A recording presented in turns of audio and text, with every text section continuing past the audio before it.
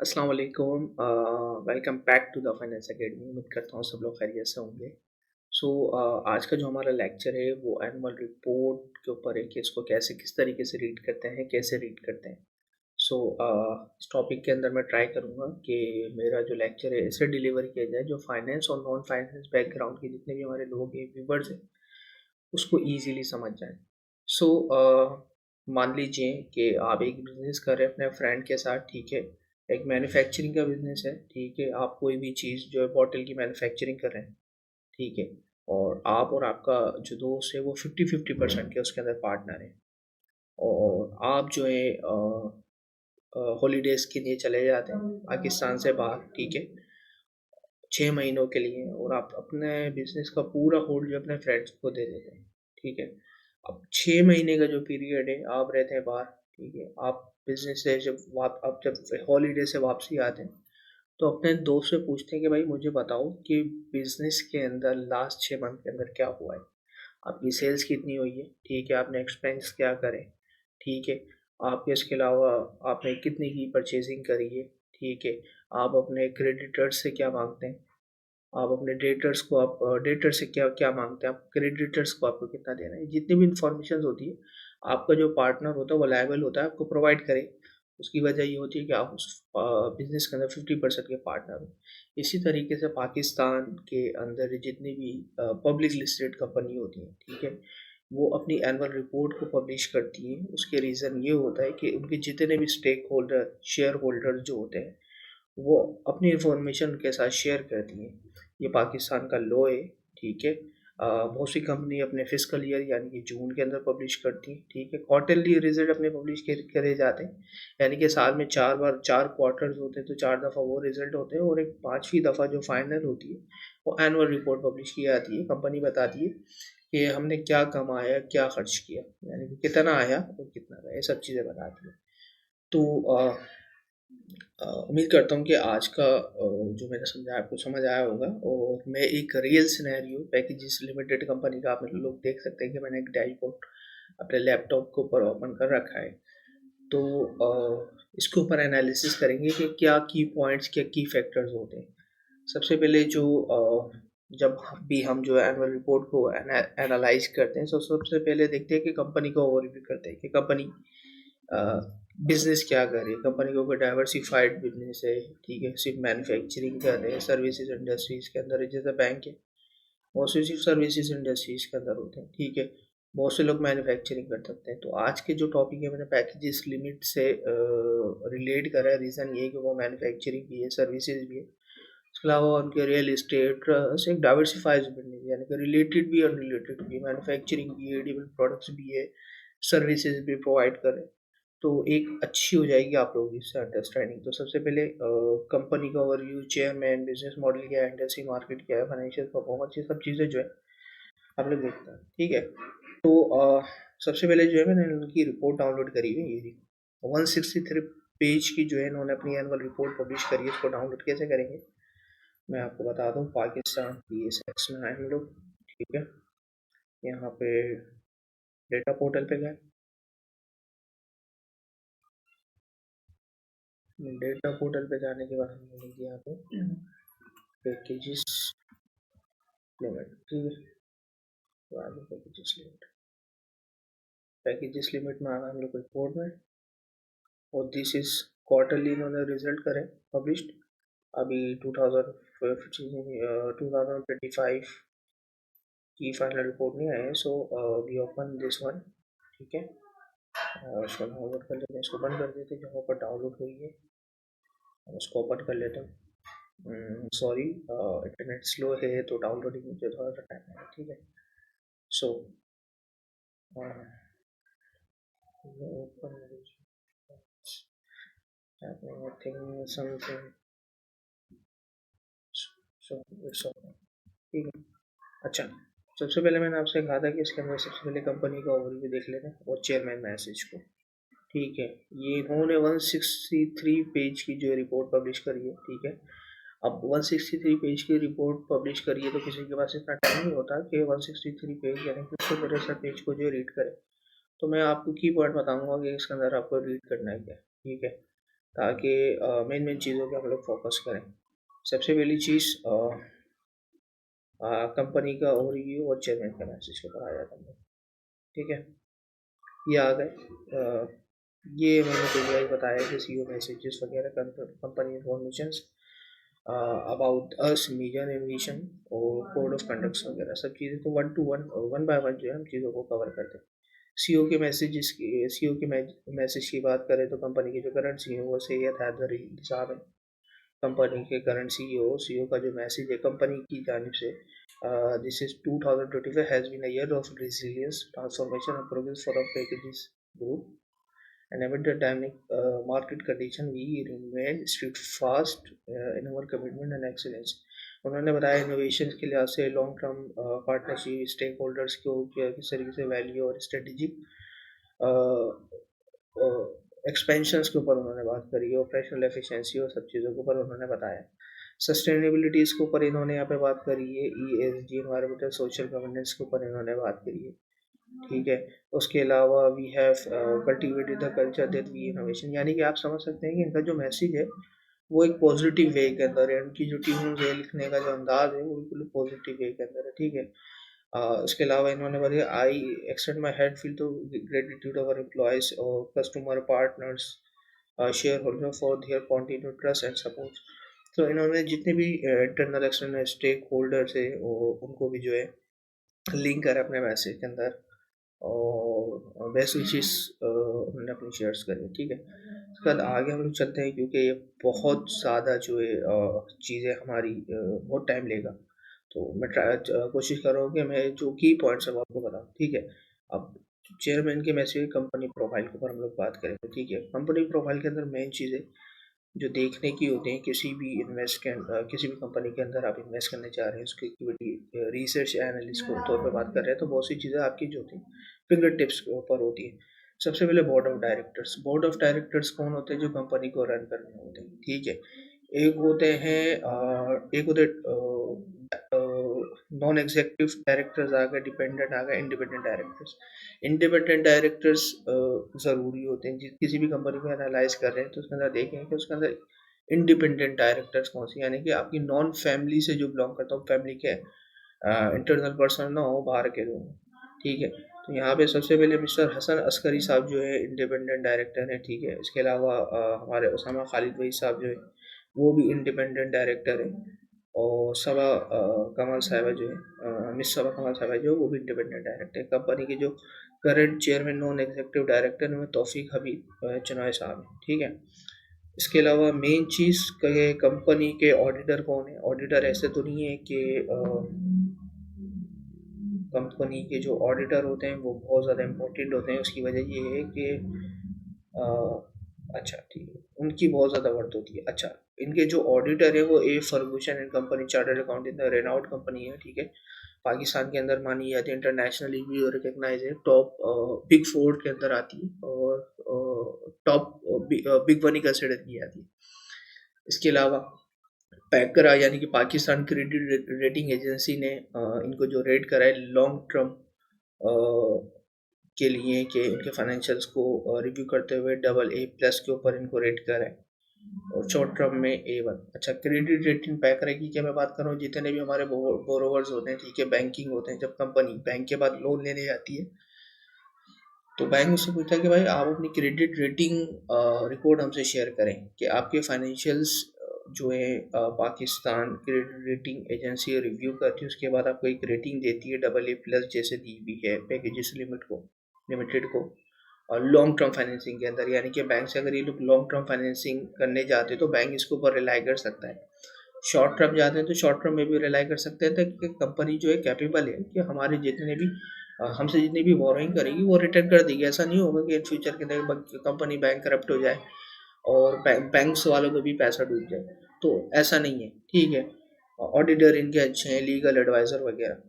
तो आगे चलते हैं। आगे सबसे पहले कंपनी का विजन कंपनी जो है अपने बारे में बताना चाह रही है, अपनी एडवर्टीजमेंट कर रही है। ये समझो कि कंपनी की एडवर्टीजमेंट है, कंपनी बता रही है कि हमारा क्या विजन्स क्या है। Position ourselves to be a regional player of the quality packages consumer product, improve and contemporary ventures including cost, quality, service and speed of the delivery mobilisation. देखो अगर मैं बात करूँ क्वालिटी पैकेजेस पैकेजिंग के consumer, तो regional player तो वह है क्योंकि ये डाइवर्सिफाइड बिजनेस को अंदर जो है काम कर रहा है। अभी मैं आगे दिखाता हूँ कि किस किस बिजनेस के अंदर वो काम कर रहे हैं, ठीक है। अवर वैल्यूज के ऊपर बात करें, reasons which we regard as higher than our self interest, ठीक है। इसके अलावा कंपनी, यही वो सब चीज़ें, कोड ऑफ कंडक्ट की पॉलिसीज आ गई, ठीक है। और इसके अलावा ये सब चीज़ें, अच्छा ये आ गई कंपनी का मेन प्रोफाइल, ठीक है। ग्रुप स्ट्रक्चर्स क्या है, जेवी जॉइंट वेंचर्स किसके साथ करा है, ओनर पे एक प्राइवेट लिमिटेड के साथ जॉइंट वेंचर है। इनकी एसोसिएट कंपनीज आ गई, पैकेजिंग लिमिटेड की आईजीआई होल्डिंग के अंदर आती है, सब्सिडियरी है। IGI investment, IGI life insurance, IGI journal, IGI finance security और आईजीआई एफएसआई प्राइवेट लिमिटेड, ठीक है। इसके अलावा कंपनी की फर्दर कंपनीज, इनकी जो फर्दर कंपनीज हैं वो ये हैं, पैकेजर कन्वर्टर्स आ गई, बुल्ले शाह पैकेजिंग आ गई, पैकेजेस रियल इस्टेट्स। ये जितनी भी आप देख रहे हैं कि इनकी जो है काफ़ी कंपनीज है, यानी कि ग्रुप ऑफ कंपनी का मतलब ये है कि पैकेजेस लिमिट एक अम्ब्रेला है, उस अम्ब्रेला के अंदर कितनी सारी कंपनीज आती है, ठीक है। ग्रुप लीडरशिप्स के ऊपर इन्होंने बात करी है कि इनका स्ट्रक्चर्स क्या है, इनके सीईओ क्या है, सी लेवल एग्जीक्यूटिव कौन है, ठीक है। उसके अलावा मिशंस के ऊपर हम लोग फास्ट थोड़ा चलते हैं ताकि, क्योंकि अगर मैं एक एक चीज़ को डिस्कस करूँगा तो काफ़ी लेंथ हो जाएगी। अच्छा, जिसके ऊपर मैं आपसे कह रहा था, रिस्टोर पॉइंट मैन्युफैक्चरिंग सेक्टर देखें। पैकेजेस लिमिटेड जो है ना, ये डाइवर्सिफाइड बिजनेस के अंदर जो है काम करिए। मैं पैकेजिंग मटेरियल के अंदर tissue, chemicals, consumer product, pharmaceutical product, industrial ink, paper and paper board products and इसके अलावा बहुत सी प्रोडक्ट्स हैं मैन्युफैक्चरिंग में, ठीक है। अगर फाइनेंशियल में जनरल इंश्योरेंस के ऊपर, life insurance, brokerage, real estate और पावर जनरेशन, आईपीपीज के अंदर भी जो है पैकेजेस लिमिटेड जो है काम कर रही है, ठीक है। इसके अलावा अच्छा, पाकिस्तान में इनकी कहाँ कहाँ प्रेजेंस है ये हमें देखना है, तो कराची और लाहौर के अंदर, सिंध और पंजाब के अंदर जो इनकी प्रेजेंस है, ठीक है। और इन्होंने अपने यूनिट्स वगैरह का, प्रॉफिटेबिलिटीज़ का, बेसिक ईपीएस के बारे में, शेयर होल्डिंग के बारे में, सबके बारे में जिक्र करें। हम लोग आगे चलते हैं कि मेन मेन चीज़ क्या है, कॉर्पोरेट गवर्नेंस क्या है, ऑडिटर्स क्या कह रहे हैं इस कंपनी के बारे में। इंडिपेंडेंट ऑडिटर, अच्छा, इंडिपेंडेंट ऑडिटर या ऑडिटर ओपिनियन के ऊपर मैं इसलिए बात कर रहा हूँ कि जब भी कंपनी की जो फाइनेंशियल्स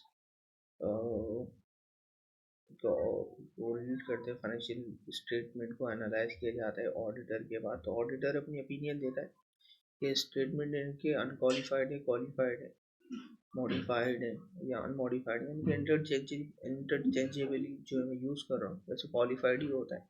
चार तरीके के होते हैं, एक होता है क्वालिफाइड, यानी कि क्वालिफाइड का मतलब ये है कि उनके जो फाइनेंशियल्स के अंदर कुछ उन्होंने अमेंडमेंट करी है किसी किस्म की ऑडिटर्स ने, ठीक है, उसको कहते हैं क्वालिफाइड। उसके बाद होता है अनक्वालिफाइड।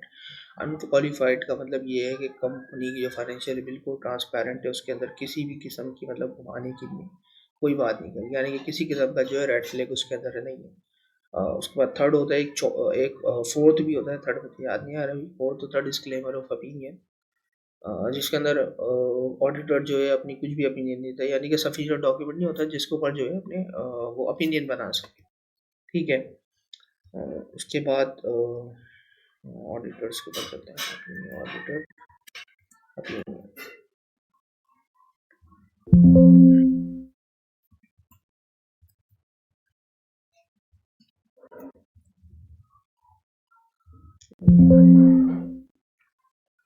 बस ऐसा सर्च नहीं करना पड़ेगा, हाँ वही जाना पड़ेगा, ऑडिटर ने जो अपनी रिपोर्ट शेयर करी है फाइनेंशियल्स के ऊपर, दिस इज 105 पर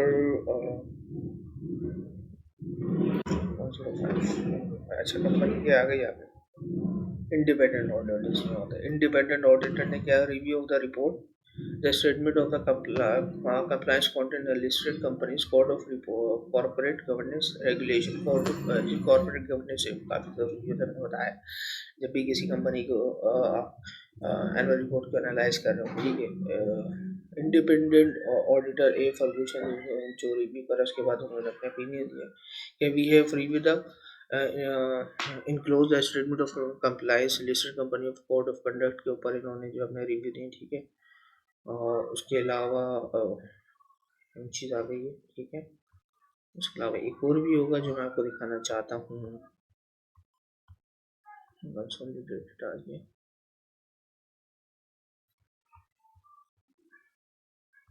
चलिए मैं इसको देख लेता हूँ, मेरे पास सर्च में नहीं आ रहा। इंडिपेंडेंट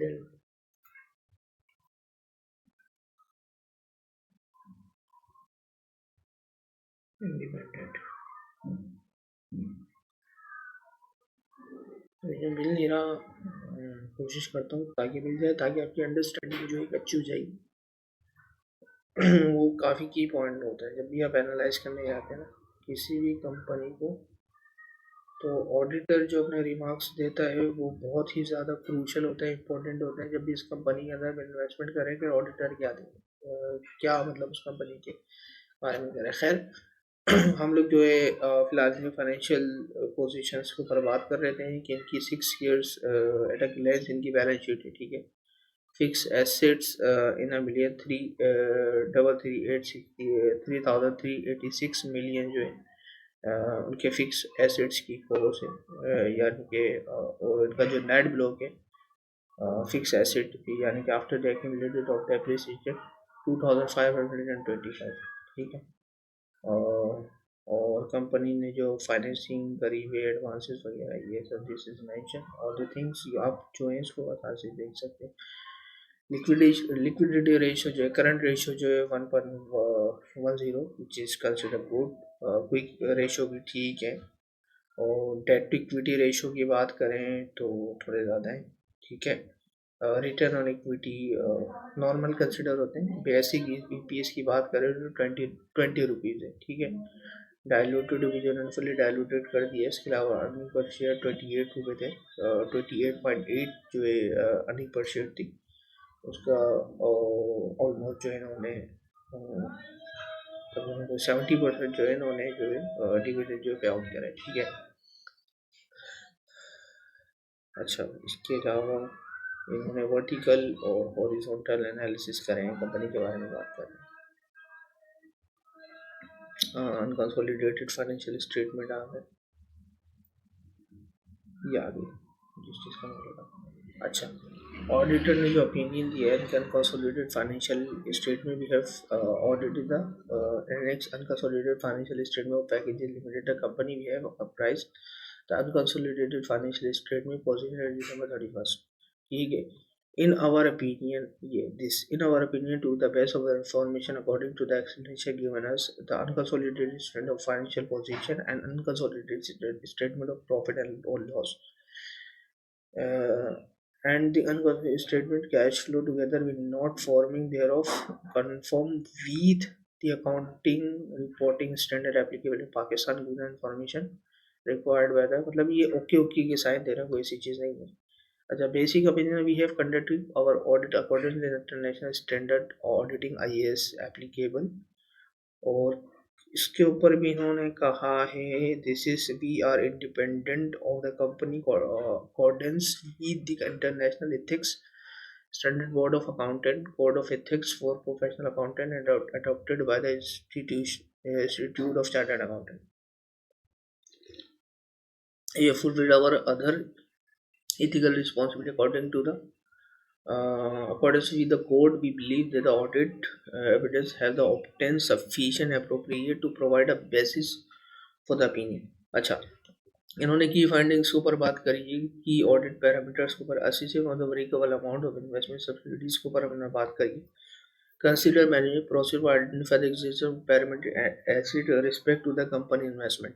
इम्पेयरमेंट एसेट की जो काउंटिंग होती है फाइनेंशियल स्टेटमेंट में, ऊपर इन्होंने एक की अपना एक इशू रेस करा है, ठीक है। बाकी कंपनी जो के अंदर कोई ऐसा रेड फ्लैग नहीं है, कंपनी की कोई लिटिगेशंस तो नहीं है, क्योंकि ऑडिटर जो है अपनी स्टेटमेंट में कंपनी की फाइनेंशियल पोजीशंस के ऊपर बात करता है कि उसको समझ में आ रहा है, ऐसा तो नहीं कोई रेड फ्लैग हो, ठीक है। और उसको जो है मैनिपुलेट किया जा रहा हो फाइनेंशियल, तो ऐसी कोई पोजीशन है। वरना बहुत से केसेस में होता है कि ऑडिटर जो है ना अपनी ओपिनियन जो बड़ी स्ट्रेट फॉरवर्ड रखते हैं और डायरेक्टली जो है वो बता देते हैं कि कंपनी के अंदर रेड फ्लैग है या नहीं। सो नेक्स्ट इसका जो कॉर्पोरेट गवर्नेंस का स्ट्रक्चर्स है, ठीक है, हमारी जो बाकी की चीज़ें हैं, बैलेंस शीट और इन चीज़ को जो है मैं इंशाल्लाह नेक्स्ट वीडियो के अंदर कवर करूँगा, ताकि जो है ये वीडियो क्लियर ना हो, ठीक है। Thank you so much.